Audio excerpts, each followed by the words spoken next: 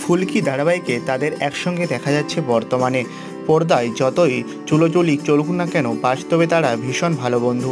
মাঝে তো রটে গিয়েছিল যে তারা নাকি প্রেম করছে, যদিও সেটা স্বীকার করতে নারাজ অভিষেক বসু এবং শার্লি মোদক। তাদের কোথায় তারা ভালো বন্ধু, কিন্তু কিভাবে জমলো এই বন্ধুত্ব তারা জানান, আমরা খুব মিষ্টি বন্ধু।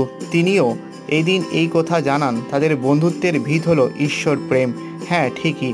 এই বিষয়ে ফুলকি স্যার বলেন, আমাদের দুজনের বন্ধুত্ব একটা বেসিক জিনিস হচ্ছে ডিসিপ্লিন মেনে চলা। এছাড়াও জীবনযাপনের মিল, ভাবনার মিল আছে। আগামী 5 থেকে 10 বছরের জন্য দুজনের ভাবনা আছে। ওর মতো করে, আমি আমার মতো করে। দুজনে সেই ভাবনা চিন্তার প্রতি লয়াল। এটাই লাভ ফ্যাক্টর বলা হয়। আর আমরা দুজনেই খুব ঈশ্বর ভক্ত।